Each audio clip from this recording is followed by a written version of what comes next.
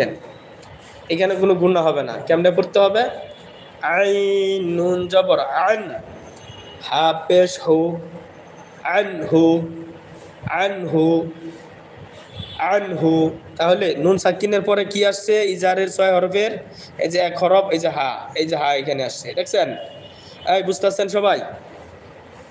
আইন নুন জবর আন, হা পেশ হু, আনহু, আনহু।